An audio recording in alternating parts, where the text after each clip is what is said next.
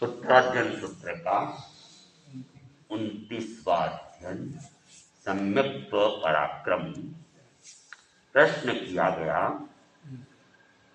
गर्हण्याय न भन्ते जीवे किम जनिगई के बनते गर्भ से जीव क्या प्राप्त करता है। गर्हण्याय नम अपुरक्कारम जनयई अपुरक्कार गए नम जीवे अपसत्ते हिंतो जोगो हिंतो नियत्तेई पसत्त जोग परिवन्ने यनम अनिगारे अनंत घाई पज्जव्य खगई। गर्भा से वह अनादर को प्राप्त होता है। अनादर को प्राप्त हुआ वह अप्रशस्त प्रवृत्तियों से निवृत्त होता है और प्रशस्त प्रवृत्तियों को अंगीकार करता है। वैसा अंकार आत्मा के अनंत विकास का घात करने वाले ज्ञानावरण आदि कर्मों की परिणतियों को क्षीण करता है। तो गर्भा के बारे में बताया गया। गर्भा क्या होती है?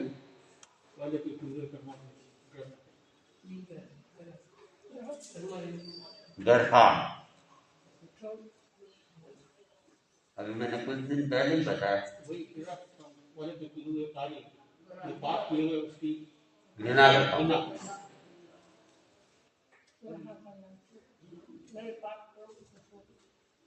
गुरु के समक्ष,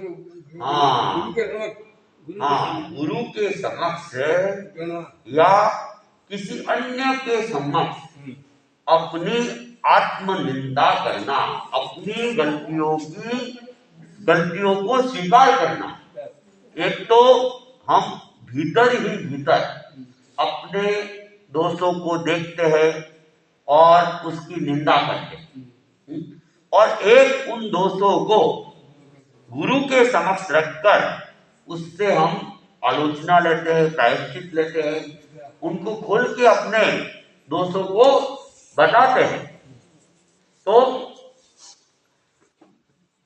आलोचना, निंदा और गर्हा, ये 3 दिनों से यही टॉपिक चल रहा है और एक दूसरे से जुड़ा हुआ भी है और कुछ कुछ अंतर भी इनमें है। तो सबसे बड़ी बात है कि गलती होना बड़ी बात नहीं है। गलती होना तो सामान्य बात है, लेकिन गलती होने के बाद गलती के प्रति हमारा ध्यान जाना पहली बात। दूसरी बात, उस गलती को गलती रूप में स्वीकार कर लेना। तीसरी बात, उस गलती की हम स्वयं निंदा करें। और चौथी बात कि गुरु के सामने उस गलती को खुले हृदय से, बिना किसी छल कपट के, एक भोले बालक की तरह गलती को गुरु के समक्ष रख। ये सबसे बड़ी बात है। आदमी गलती करता है और उसे गलती का बोध भी हो जाता है और भीतर में उसको पश्चाताप भी होता है, लेकिन गुरु के समक्ष या अन्य व्यक्ति के समक्ष अपनी गलती बताने में संकोच होता है, तरह तरह के विचार आते हैं और वह अपनी गलती को बता नहीं पाता। तो जब तक वह गलती को बाहर किसी को नहीं बताता है, तब तक उसका साहस भी नहीं और तब तक पूर्ण शुद्धि भी नहीं हो सकती है। इसलिए कहा गया कि कोई गलती हो गई, निंदा तो करे करे, साथ में हो सके तो गुरु के समक्ष उस निंदा को रखे। उससे क्या होगा? तो अनेक बार प्रश्न खड़े हो जाते हैं कि मैं गुरु के सामने मेरी से ये भूल हो गई, ऐसा रखूंगा तो गुरु क्या सोचेंगे, या किसी और के सामने कहूंगा लोग क्या सोचेंगे, समाज में मेरी प्रतिष्ठा कम हो जाएगी, मेरे बारे में लोगों का दृष्टिकोण, ये सारी बातें मन में आती है और उस कारण से व्यक्ति अपनी गलती को बता नहीं पाता। लेकिन जो इतना साहस करता है वो अपनी गलती का परिमार्जन कर लेता है। और इसलिए भगवान कहते हैं कि जो गर्हा करने वाला है वो किसको प्राप्त होता है? अनादर को प्राप्त होता है। क्योंकि बुराई क्या बताओगे तो फिर उसके प्रति आदर की भावना तो कम होगी। तो आदर की भावना कम हो भी सकती है, हो ही जरूरी नहीं है। कई बार अनादर की जगह उल्टा सम्मान की कितना आदमी अपनी ऐसी ऐसी भूलों को भी क्या है प्रकट करने में बड़ा वीर है, साहसी है। तो देखने वाले के दृष्टिकोण दोनों ही हो सकते हैं। तो भगवान कहते हैं कि वो अनादर को प्राप्त होता है, और अगर अनादर को प्राप्त होता है तो वह अपनी जो अप्रशस्त प्रवृत्तियों से निवृत्त हो जाता है कि अब लोग क्या सोचेंगे, अगर मैं ऐसा करूंगा तो लोगों के और मन में आएगा। तो वो जो भी अप्रशस्त, जो श्रेष्ठ कार्य नहीं है, उससे वह निवृत्त होने की कोशिश करेगा। और जब वो निवृत्त होगा तो अपने आप ही इसका शुद्धिकरण हो जाएगा। और वैसा करने वाला अपना क्या है अनंत विकास की दिशा में अग्रसर हो जाता है। उसके ज्ञानावंडी आदि जो कर्म है वे कर्म क्षीण होने लग जाते हैं। और ज्ञानावंडी आदि कर्म क्षीण हो जाएंगे तो फिर तो मुक्ति निश्चित ही हो जाती है। इसलिए गर्हा को बड़ा महत्व दिया गया है कि साधना महत्वपूर्ण नहीं है, लेकिन साधना से महत्वपूर्ण है कि व्यक्ति अपने जो भी दोष लगे हुए हैं उस दोषों को देखे, आत्मावलोकन करे, आत्मावलोकन करके उन दोषों का परिशोधन करने का प्रयास करता रहे और गुरु को बताने में भी झिझक नहीं करे। और जैन आगम के अंदर ऐसा नियम सदगुरु के लिए भी आया हुआ है कि कोई व्यक्ति अपने दोषों को सदगुरु के सामने प्रकट करता है तो सदगुरु का दायित्व होता है वो बड़ा गंभीर रहे, और गंभीर रहते हुए उसके दोषों की शुद्धिकरण करे और उस दोष को वह किसी अन्य के सामने प्रकट नहीं करे। अगर कोई गुरु ऐसा करता है तो गुरु उससे बड़ा दोष का भागी, आदमी ने जितना दोष किया उससे भी बड़ा दोष का भागी गुरु बन जाता है। ये तो गुरु के लिए भी बहुत बड़ा दायित्व है कि किसी ने आपकी गलती स्वीकार की है, उसको प्रायश्चित दिया, लेकिन वह उस बात को यहाँ तक ही रखे। तेरापन धर्म संघ की एक घटना आती है। आचार्य भिक्षु एक बार विहार कर रहे थे और साथ में उनके प्रिय शिष्य विनीत शिष्य हेमराज जी स्वामी भी उनके साथ में थे। और वे जब विहार करते हुए जा रहे थे तो एक अन्य संप्रदाय के संत वो रास्ते में मिल जाते हैं।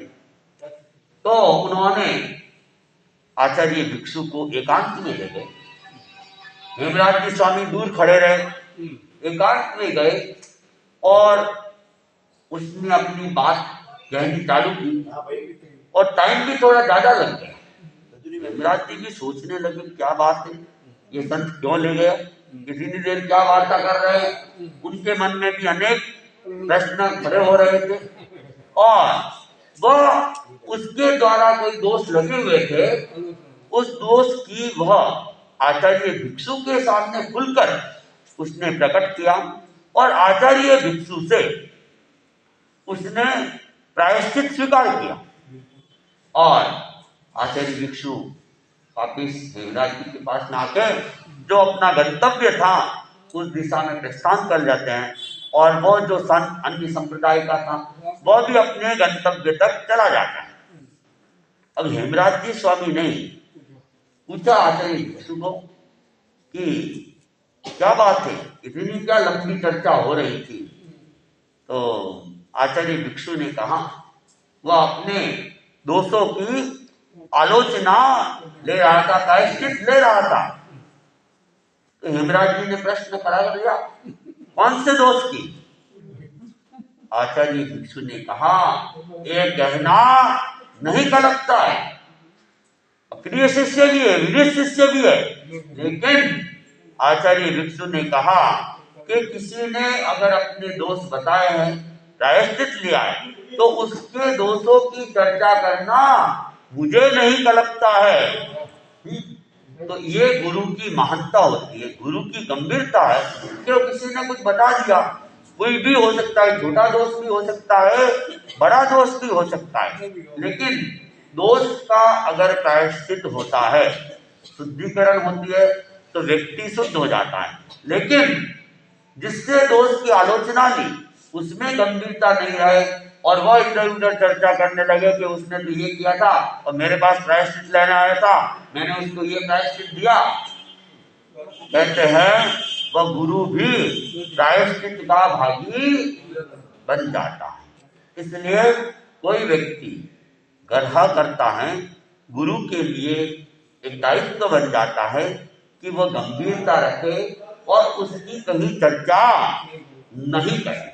तो गर्हा है कि गुरु के सामने भोले बालक की तरह, जैसा कि कल भी बताया था कि जो छोटा बालक होता है माता पिता के सामने सब कुछ रख लेता है, आज मैंने वो किया, वो कोई संकोच नहीं करता है।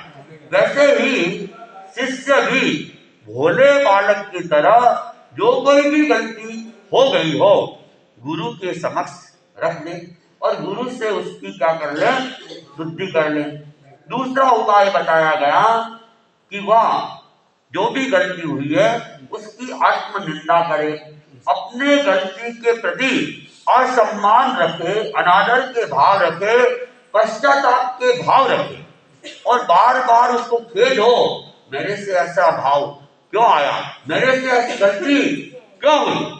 अगर वो इस तरह की चिंतन करता है तब भी उसका परिमार्जन हो जाता है, शुद्धिकरण हो जाता है।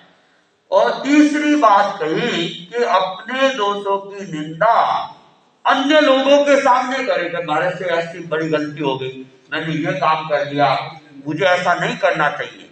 तो लोगों के सामने अपनी बात को रखना, अगर वो दूसरों के सामने खुल के अपने दोष प्रकट कर देता है तब भी कहते हैं उसका, क्योंकि कोई भी व्यक्ति जब तक सरल आत्मा नहीं बनता है, ऋजु आत्मा नहीं बनता है, तब तक प्रकट रूप में अपने दोषों को वह किसी को बता नहीं सकता है।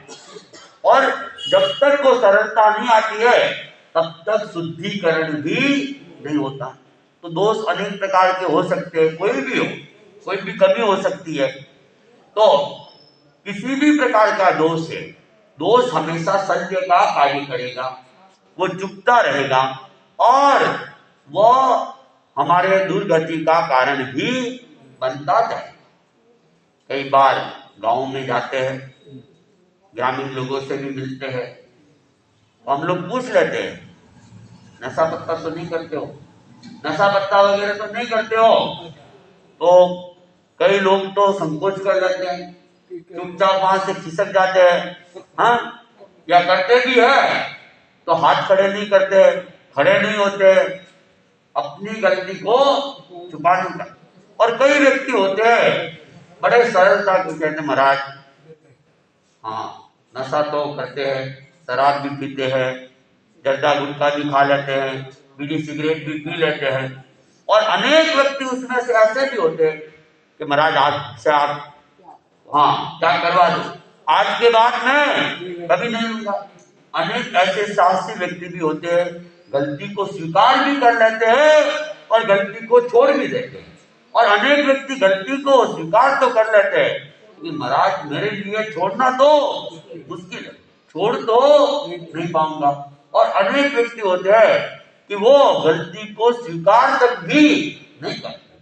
तो स्वीकार करना भी अपने आप में बहुत बड़ी बात होती है। और अनेक ऐसे भी होते हैं कि परिषद के बीच तो स्वीकार नहीं करते, लेकिन बाद में एकांत में आके कहते महाराज मेरे से ये होता है, छोड़ना हो तो छोड़ भी लेते, नहीं भी छोड़ते, कम भी कर लेते। तो अनेक तरह के होते हैं कि परिषद के बीच में भला मैं कैसे स्वीकार कर लूं। छुप छुप के मान लो कोई शराब पीता है, आजकल तो ये ट्रेंड बढ़ता ही जा रहा है। और पहले तो अन्य अन्य समाज में ही होता था, लेकिन आजकल तो हम सुनते हैं कि जैन समाज के अंदर भी नशे की चीज बढ़ने लग गई। तो ये क्या है?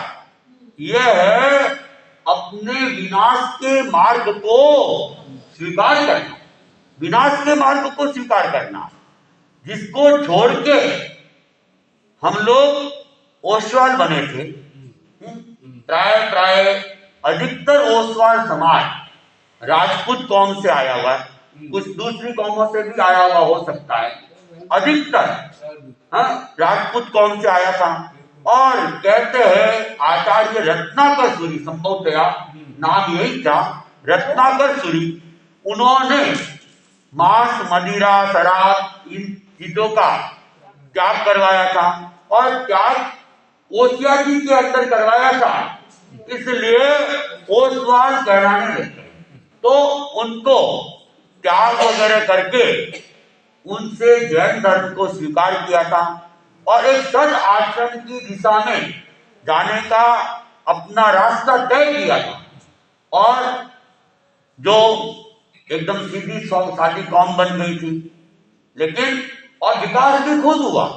अब कहते हैं कि जब धन ज्यादा आ जाता है तो वह धन गलत दिशा में ले जाता है। तो आज यही स्थिति हो रही है कि आदमी उस धन को हजम नहीं कर पा रहा है और वो दिखावे की दुनिया में भी आगे बढ़ता जा रहा है और गलत रास्ते की तरफ भी आगे जा रहा है। तो ये भी क्या है? दोष है। और ये अवनति के मार्ग पर, इसीलिए कहते कि अवसर की काल में जो है धीरे धीरे विनाश ही होना है। जब हमारी बुद्धि ही उल्टी घूमेगी तो फिर क्या होगा? हाँ, फिर भाग्य भी उल्टा ही घूमना है। भाग्य तो कहते हैं कि बुद्धि के अनुसार चलता रहता है। तो समाज में ये भी जागरूकता की अपेक्षा है कि घर में हमारे खान पान की शुद्धि रहे, क्योंकि जैसा खाएंगे अन्न वैसा होगा मन। मन कैसा होगा? जैसा हम भोजन करेंगे, दूषित भोजन करेंगे तो दूषित मन हो जाएगा। इसलिए प्राचीन समय में भोजन शुद्धि के ऊपर भी पूरा ध्यान दिया जाता था। बासी नहीं खाते थे और साफ सुथरा खाते थे। यहाँ तक कि पानी को भी बिना छान कर पानी नहीं पीते थे। ये जैनों की पहचान थी। रात्रि को भोजन नहीं करना, यह भी जैनों की पहचान थी। और बिना छाने पानी नहीं पीना, यह भी जैनों की पहचान थी। लेकिन आजकल तो अनेक घरों में तो पानी छानने के लिए गलने भी मिलना मुश्किल हो जाता है। और बस पानी आया, या तो उसको सीधा खाली कर देंगे, मटकी को धोएंगे ही नहीं और सीधा उसमें भर देंगे। और प्राचीन समय के अंदर तो सवेरे सवेरे बहनें उठती थी, उठते ही पहले बर्तन वगैरह धोती और पानी छानती, फिर झाड़ू पोछा करती। और जो भोजन होता था वो भोजन भी साफ सुथरा देखा हुआ होता था, प्रतिलेखना के साथ में किया जाता था। आजकल तो सीधा ही लाते और पिसा देते। और आजकल और हो गया, आजकल तो आटा पिसाने की भी जरूरत नहीं, सीधी 10 किलो की थैली आती है, वो थैली लाए बस। ना तो बीनने की जरूरत है न छानने की जरूरत है। लेकिन अब आप ये लोग सोचो कि वो 10 किलो की थैलियां, रोज की हजारों लाखों थैलियां तैयार होती है मशीनों से, तो वे लोग इतना अनाज कौन सा छानने के लिए बैठेंगे? दूसरी बात है कि उनका तो वो व्यापार है, तो व्यापार है तो उनको तो अधिक से अधिक लाभ कमाना है। अधिक से अधिक लाभ कमाना है तो अच्छा और बुरा जो भी अनाज आया है वो मिला लेंगे। और आप घरों में लाओगे तो देख के लाओगे कौन सी क्वालिटी का है, क्या है। वे लोग क्वालिटी क्वालिटी देखने जाएंगे तो उनका व्यापार ठप हो जाएगा। तो वे तो जितना सस्ते से सस्ता मिले कोई भी मिल जाओ और ले आते और उसको पीस लेते। न जाने कितने कितने गुणों की उसमें मौत हो रही है और वो अशुद्ध आहार हम करते हैं। आजकल शादी ब्याह में जाते हैं, बस सीधा ठेके पर दिया बस। पहले मैं देखता था घरों में शादी की तैयारियां 3 महीने 4 महीने पहले चालू हो जाती थी। अनाज इकट्ठा करना चालू करते थे, बीनना चालू करते थे। आजकल तो बस ये झंझट कौन करेगा? ये झंझट नहीं है, ये हम एक तरह से अशुद्ध आहार को आमंत्रण दे रहे हैं। और ये अशुद्ध आहार भी कोई मांसाहार से कम नहीं है। कितने कीड़े मकोड़े उसमें मरे हुए रहते हैं। और जो भी ये वनस्पतियां भी आती है तो जो बची बचाई हो जो होती है, मुझे याद है 2012 के अंदर हम लोग बालोतरा थे, आचार्य प्रवर पधारने वाले थे और हम मुनि श्री हर्षराज स्वामी, शासन श्री मुनि हर्षराज स्वामी, उनके घुटनों का ऑपरेशन करवा के हम बालोतरा आ गए थे। और बालोतरा हम लोग फरवरी से बालोतरा में ही प्रवास कर रहे थे क्योंकि मुनि श्री को ज्यादा घूमना नहीं था। तो आचार्य श्री का आखातीज का पारना बालोतरा में होने वाले थे, तो बालोतरा में आखातीज के पारने भी खूब थे और तपस्या के साथ कर आजकल आडंबर भी हमारे यहाँ बहुत होता है। तो वर्षे तक करने वाले घर घर पारना करने जाते अपने रिश्तेदारों के। तो पहले तो जिसके वर्षे तक होता था उसको पारना करवाया जाता था, लेकिन आजकल पारना भी दिखाया जाता है। तो दिखाना होता है तो वो 100 जनों को, 200 जनों को, 500 जनों का खाना, और अरे पारना तो उसको कराना है, लेकिन 500 जनों को दिखाएंगे कि मैंने क्या किया है। वो दिखाने के लिए 500 व्यक्तियों को भोजन करवाया जाए। तो फिर हम लोगों को भी घोषरी की भावना, घोषरी की कृपा कराना तो भावना रखनी पड़ती है। एक दिन मैं गया हुआ था बालोतरा के अंदर, संभवनाथ चौक के अंदर कोई स्थान है वहां पे, और गर्मी का टाइम था। तो ये साग पुड़िया वैसे ही हम लोग तो वैसे ही ये अवॉइड ही करते, तो संतरे के जूस की भावना बाकी और मैंने एक छोटी पात्री थी उसके अंदर संतरे का जूस ले लिया। ठिकाने गए, मुनि श्री को भी धामा और पीने लगा। इतनी भयंकर बदबू आ रही थी, उसको तत्काल हमने फिर परिष्टापन कर दिया। क्यों कि जो शरीर को नुकसान दे तो वह चीज परिष्टापन, वैसे तो सामान्यतः परिष्टापन नहीं करना है, लेकिन अगर वो स्वास्थ्य को बिगाड़ता है, साधना में बाधक बनता है, तो उस चीज को परिष्टापित भी की जा सकती है। और मैंने उसको, अब वो क्या था, पुराने सड़े गड़े संतरे भी साथ में आ जाते, उनके तो सस्ते सस्ते लाने, टमाटर का जूस भी हो, गले हुए संतरे भी ले आते, और वो सारा जूस मिक्स होता है। कई बार पता चल जाता है, कई बार पता, तो जब मात्रा ज्यादा होती है मान लो सड़े गले की, तो पता भी चल जाता है। तो वेटेरियन वालों को तो क्या करना है कि अपनी कॉस्टिंग कैसे कम पड़े, लाभ ज्यादा हो, तो वे सस्ते चीजें भी ले आते हैं और उन चीजों को ही भोजन में डाल देते हैं। और आप लोग देखा रहे इतने आइटम थे, इतने आइटम थे, अरे इतना, अरे उन्होंने रखने वाले ने तो रखा है, लेकिन चीज कैसी थी ये उनको भी पता नहीं। चीज कैसा थी, कौन जाके वहां भट्टी संभालेगा। पुराने जमाने में तो कंदोई को बुलाया जाता था और अपना 1-2 भाई जो जानकार होते थे वे भट्टियों के ऊपर खड़े रहते थे, क्या बनाना है, कितना बनाना है, कैसे बनाना है, सारे दिशा निर्देश उनके चलते थे। लेकिन आजकल कोई भट्टियों के ऊपर भी नहीं जाते, क्या हो रहा है क्या नहीं हो रहा है, स्टाल लग रहे हैं, वहां पे आ जाओ, भाई वो खा लो।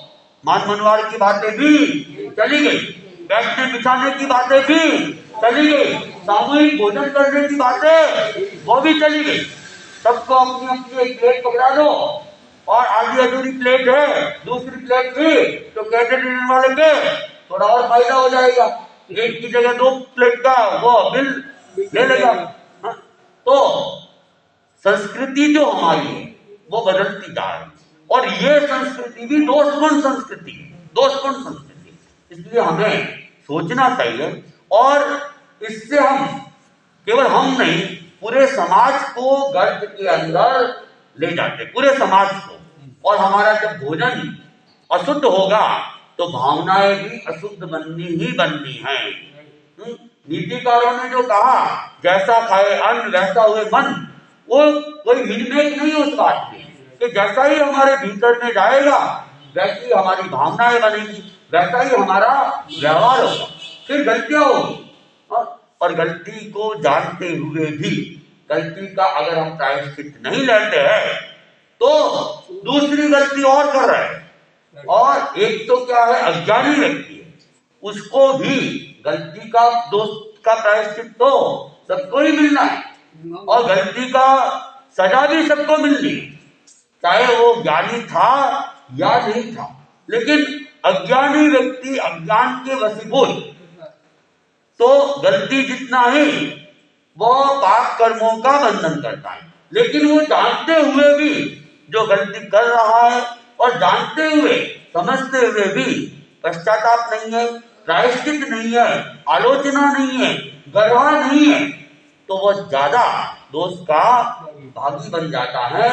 और वो एक छोटी छोटी गलतियों के लिए कहते हैं करोड़ों करोड़ों भाव अनंत भाव तक इस संसार में भटकता ही नहीं है, दुखों को भोगता है, दुखों को भोगता है। जन इतिहास के अंदर एक लक्ष्मणा की घटना है, और लक्ष्मणा एक साध्वी थी, और छोटा सा दोष लगा था, केवल मानसिक दोष लगा था, कायिक दोष नहीं था। एक मानसिक चिंतन हुआ और चिंतन से कर्मों का बंधन हो गया, और जब वो प्रायश्चित उसको लगा ही कि मेरे से ये दोष हो गया है, प्रायश्चित भी लेना चाहती थी, प्रायश्चित लेने की भावना भी थी, लेकिन मैं गुरु के समक्ष अगर ऐसा कहूंगी तो क्या होगा, तो उसने घुमा फिरा के कि किसी से ऐसा हो जाए, ऐसा हो जाए, इसका क्या प्रायश्चित होगा। हाँ, तो वो माया पूर्वक जो एक प्रायश्चित लेने की भावना, यह भी अच्छी बात थी, लेकिन उसके साथ में वो जो चलना चल रही थी, उस चलना के कारण से कहते हैं उसके भारी कर्मों का बंधन हो गया। और कितने जन ऐसा कहते हैं कि 80 अवसर पीढ़ी काल तक वो संसार में भटकने वाली बन गई। एक छोटा सा दोष और दोष की मायापूर्ण आलोचना, 80 अवसर पीढ़ियां, एक अवसर पीढ़ी 20 करोड़ सागर की, 20 करोड़। अपना अभी तो अवसर पीढ़ी काल चल रहा है, वो अवसर पीढ़ी काल भगवान ऋषभ से भी पहले चालू हुआ था, और अभी 21,000 वर्ष जब ये पूरे होंगे, 5वें आरे के, उसके बाद जब 21,000 और पूरे होंगे तब जाके 10 करोड़ सागर पूरे होंगे। हाँ, आदि तो पूरी 20 करोड़ की, और वो 1-2 नहीं, 80 अवसर पीढ़ी तक भटकती, अभी भी वो कह रहे भटकती रहेगी। और आगे उत्तर पीढ़ी काल के अंदर जब राजा सैनिक का जीव चंद्रप्रभ नाम का, शायद चंद्रप्रभ नाम के पहले तीर्थंकर वहां पे बनेंगे, और उनके पास में विकसित होंगे, आलोचना करेंगे, और फिर जाके कहेंगे मुक्ति में जाएंगे। तो एक छोटा सा प्रायश्चित नहीं है, उतना मतलब भारी करना। तो जो जानते हुए भी जानबूझकर अपने आप को निम्न दिखाने का अभाव में व्यक्ति प्रायश्चित नहीं लेता है, लोग क्या सोचेंगे, लोग क्या कहेंगे, भगवान कहते हैं कि वो अनादर को प्राप्त होगा तो अप्रशस्त प्रवृत्तियों को भी वह छोड़ देगा। अप्रशस्त प्रवृत्ति, फिर आगे वैसी प्रवृत्ति वह नहीं करेगा और उसकी आत्मा ऋजु हो जाएगी, सरल हो जाएगी। और जहाँ सरलता है, विनम्रता है, समर्पण है, वहीं व्यक्ति अपनी गति को सुधार सकता है और वो महानता को प्राप्त हो सकता है।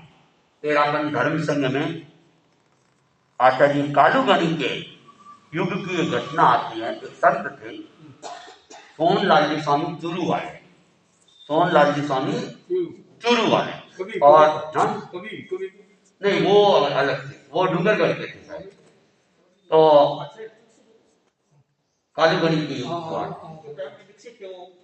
कालूगणी के समय दीक्षित होंगे ना, दीक्षित हो सकता है डालगणी के टाइम भी हुए हो, लेकिन घटना कालूगणी के युग की है। अच्छे आस्था से संत थे, गुरु भक्त संत थे। और विक्रम संवत 1986, विक्रम संवत 1986 और कालूगणी का चातुर्मास था लाडू के अंदर। और उस समय सोनलाल स्वामी संभवतया साथ नहीं होंगे और उनसे कोई गलती हो गई और गलती हुई और गलती का अपवाद भी थोड़ा होने लग गया होगा और वे आवेश में आ जाते हैं, भावावेश में आ जाते हैं। एक तो गलती और फिर उसके ऊपर अहंकार जब जागृत हो जाता है तो व्यक्ति भावावेश में भी आ जाता है। अहंकार के वशीभूत होकर व्यक्ति अपनी गलती को स्वीकार भी नहीं करना चाहते हैं। तो वे भावावेश में आकर उन्होंने क्या किया, संघ से अपना संबंध विच्छेद कर दिया। हाँ, संघ से अलग हो गए, खुद ही हो गए। आचार्य ने किया नहीं था, खुद ही वे भावावेश में संघ से अलग हो गए। कुछ दिन, कुछ महीने, पता नहीं मुझे, वे अलग रहे। उसके बाद में उनका आवेश थोड़ा शांत हुआ तो उनको अपनी गलती का बोध भी होने लगा और वे वापस आए और कालूगणी के सामने उन्होंने अपनी बात रखी, अपनी गलती स्वीकार की, प्रायश्चित लेने के लिए भी तैयार हो गए।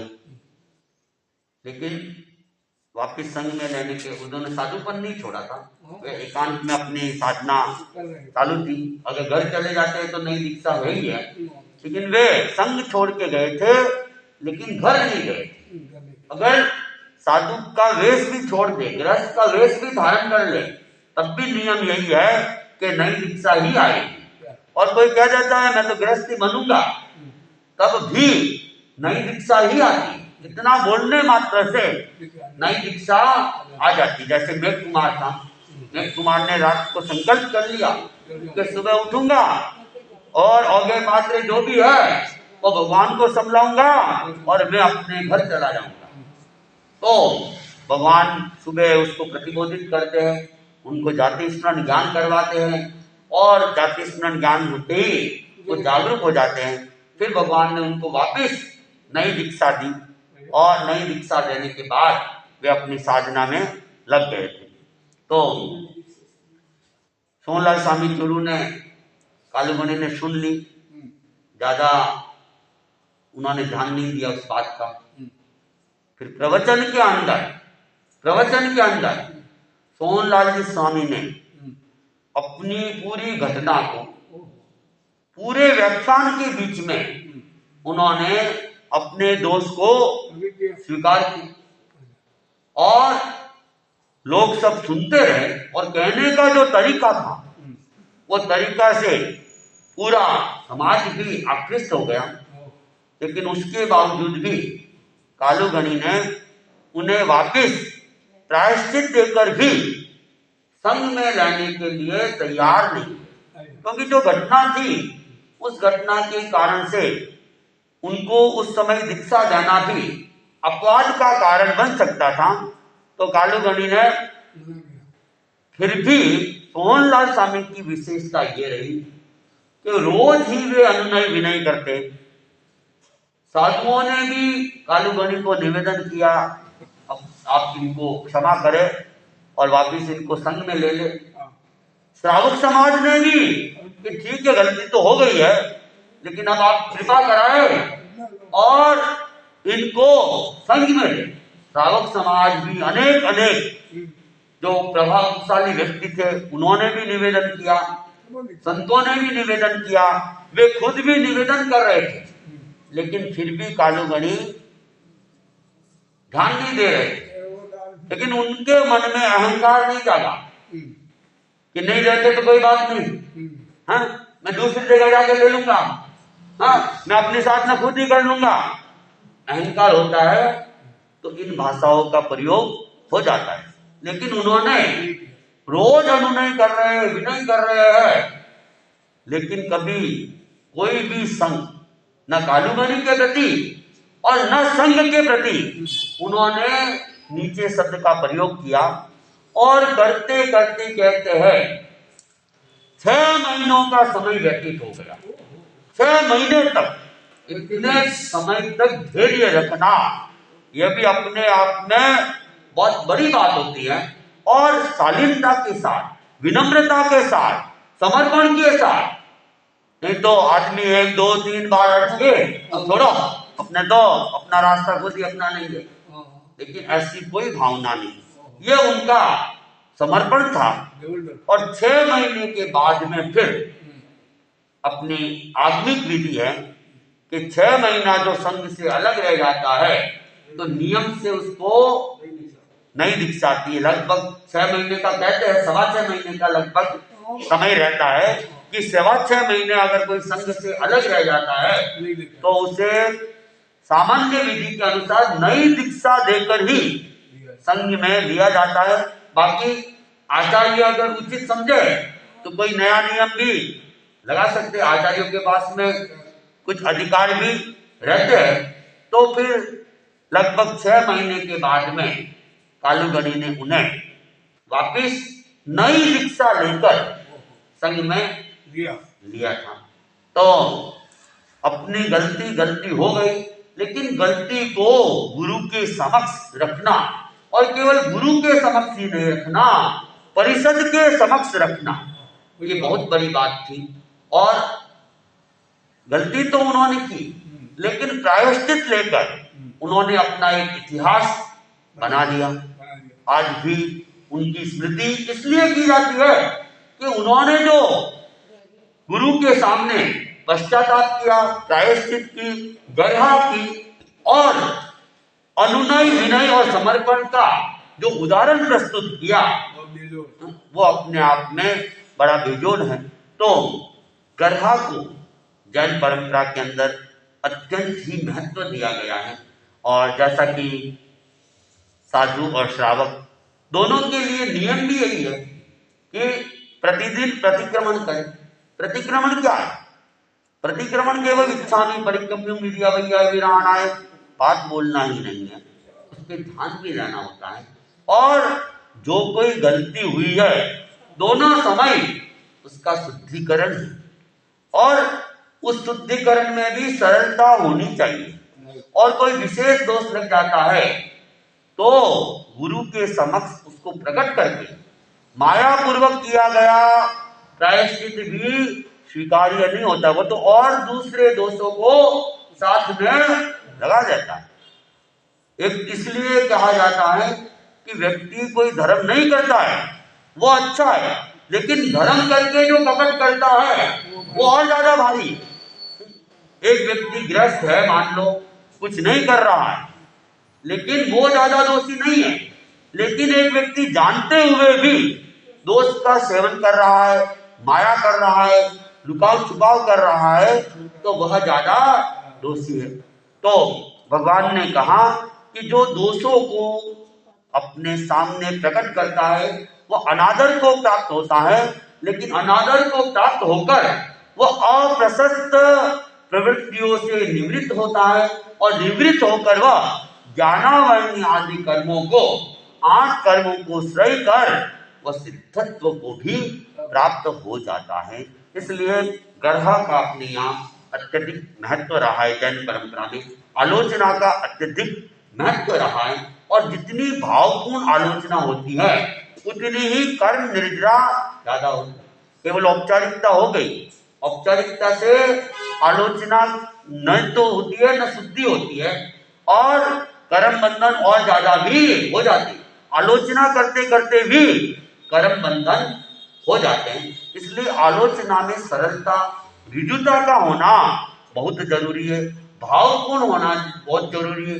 जितना मानसिक पश्चाताप के साथ में आलोचना की जाती है वो व्यक्ति उतना ही ऊपर उठता जाता है, हल्का हो जाता है, अपनी आत्मा को मकसद की दिशा में अग्रसर कर लेता है।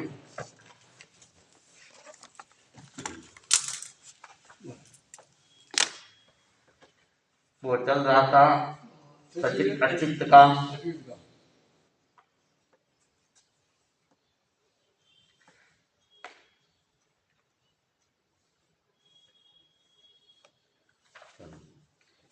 वो नमक की बात तो कल हो ही गई थी, है?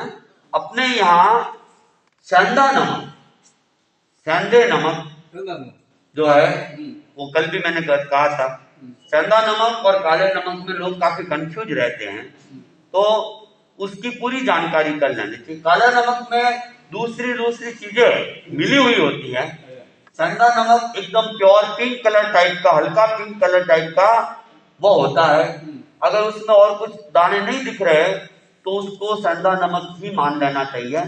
और सेका हुआ जो भी नमक, चाहे सेंधा हो चाहे काला, वो तो अचित ही है, उसमें तो कोई डाउट है ही नहीं। हाँ, और जो ये सफेद नमक वगैरह आते हैं पैकेट में, उनको भी वैसे तो अचित होके आता होगा, लेकिन जब तक घर पे अचित नहीं करते उसे संदेहास्पद की स्थिति में मानकर कच्चा ही उसे मानते, पक्का होता भी होगा, क्योंकि इतना सारा नमक जो बनता है वो सब बड़ी बड़ी मशीनों में बनता है और पिसा भी मशीनों में जाता है और उसमें हीटिंग भी पूरी लगती है, लेकिन उसके बावजूद भी कोई संदेह भी रह सकता है, कहीं कोई ऐसे ही पिसा हुआ आ जाए, इसलिए उसको भी हम सचित ही मानते हैं। एक काले नमक को हमने अचित माना है, उसके अलावा जो भी नमक है वो सब सचित की कोटि में है। और एक बात कल और आई थी ये कि कई लोग एकासन वगैरह करते हैं, तो एकासन के अंदर भी सचित वस्तु खाते हैं, सचित खाते हैं, तो एकासन में सचित का सेवन नहीं होना चाहिए। हाँ, नमक लो, चाहे एप्पल वगैरह है, केले है, मान लो छिलके सहित ही, मतलब छिलका आधा उतारा और केला खा रहे, वो सब चीजें सचित होती है। तो उन्होंने कहा हमें तो जानकारी नहीं थी, तो हम तो एकासन में, तो ये भी बात ध्यान रहे कि जो भी व्यक्ति एकासन करते हैं, नीवी करते हैं, आइंबिल में तो वैसे ही हरियाली वगैरह तो खानी ही नहीं है, एक धान ही लेना है, एक धान ही लेना है।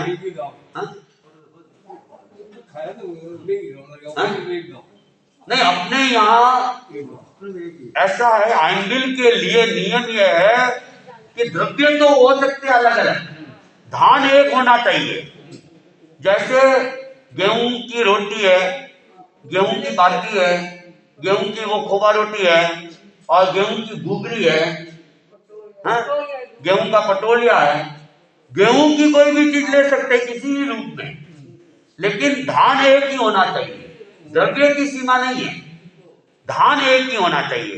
बाकी कई परंपराओं के अंदर अनेक धानों का, बस वो लुका और फीका, इस बात का ध्यान रखते हैं कि लुका फीका नहीं होना चाहिए, लेकिन अपने यहाँ लुका फीका के साथ एक धान, इसको आइंबिल माना गया है, नहीं तो वो फिर निवी की कोटि के अंदर चला जाएगा, निर्विघई के अंदर चला जाएगा। चाट मसाला वो पक्का होता है, कच्चा होता है? चाट मसाला उसमें नमक भी आता है ना? चाट मसाला चाट मसाला आता है ना, मसाला मिक्स होता है।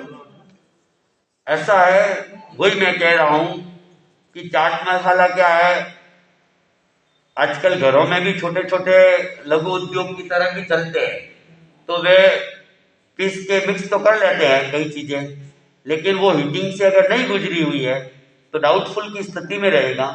तो इसलिए अपने यहाँ उसको भी संदेहास्पद की स्थिति में ही माना है, तो संदेह की स्थिति में उसको सचित ही माना जाए है, ऐसा नहीं कह रहा हूं, लेकिन उसे सचित मानकर ही व्यवहार किया जाए। जलजीरे को पहले हम लोग सचित मानते थे, जलजीरा, लेकिन जलजीरे को अब हम अचित मान रहे हैं। वो जो खोजबीन की गई तो उसमें बहुत सारी चीजों की घुटाई वगैरह होती है, और दूसरी बात है कि वो गर्म होने के प्रोसेस से निकल ही बनता है, इसलिए जलजीरे को आजकल हम लोग अचित मानते हैं, सचित नहीं मानते। कुछ वर्षों पहले जलजीरा भी संदेह की स्थिति में सचित मान रहे थे कि सचित भी हो सकता है, लेकिन अभी लिखित मर्यादावली आ चुकी है कि जलजीरे को अचित माना जा सकता है। हाँ, वही मिक्स होता है, वो मान लो कच्चा है तो फिर ये इसमें आ गया है, यही आ रहा है, पॉइंट भी यही आ रहा है। प्राप्त जानकारी के अनुसार लवण भास्कर जलजीरा आदि में बहुत सारी चीजों का मिश्रण होता है तथा उनकी पर्याप्त घुटाई पिसाई होती है, अतः उन्हें अचित माना जाए। लवण भास्कर जो आता है ना मेडिकल की दुकान के ऊपर, नहीं तो वो भी नमक का ही बनता है, तो लवण भास्कर को भी और जलजीरे को भी अचित माना गया है। तले हुए खांकरे आदि पर यदि सचित नमक लगाया जाए, भले मिर्च के साथ लगाया जाए, उसे भी सचित माना जाए। आप लोग ये तलते हो ना, तलमा जो भी होता है, चिप्स वगैरह है या नमकीन है, उसके ऊपर से नमक और मिर्च डाल देते हो, तो उसको भी सचित ही मानना है। जैसे घर में मिर्ची पीसते हैं ना, उसमें नमक बाहर से लाते हैं, उसमें नमक ही आता है। चिप्स में अपने मिर्ची की बात नहीं है, नहीं ऐसे मिर्ची में नमक आता है तो पापड़ सेकते हैं, पापड़ सेका और उसके ऊपर नमक मिर्ची, तो नमक अगर कच्चा है, हाँ बोल रही है कि लाल मिर्ची पिची हुई रहती है ना, उसका भी नमक मिक्स होता है ऐसे। अच्छा, अच्छा, उसमें भी नमक आता है साथ में? मिर्ची में नमक क्यों? अच्छा, तो वो भी मिर्ची भी सचित ही है, फिर वो मिर्ची भी सचित ही है। फिर उसमें तेल लगा लेते हैं, मुझे तो भी क्यों तेल लगाते हैं, नमक है उसके नमक डाला हुआ है, उसके ऊपर तेल भी डाल देते हैं, फिर वो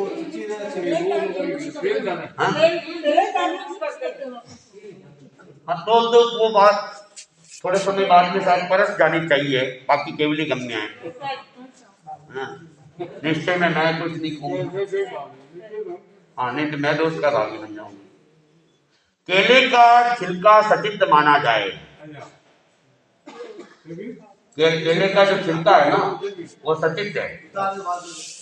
केला का छिलका पूरा उतार दिया तब तो केला अचित है, आधा उतारा और खा रहे हो तो वो सचित।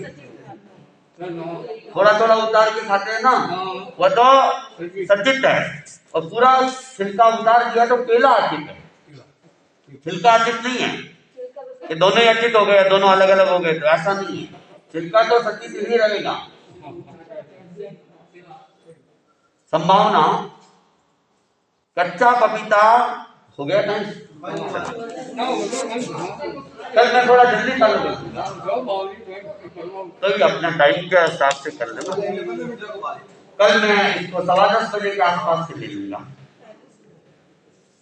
आज का एक दिवसीय त्याग कुर्बानी खाने का त्याग है। जलदारू जो होते हैं ना, कष्टा अपने मारवाड़ी भाषा में कष्टा कहो, कुर्बानी कहो, जलदारू कहो, हाँ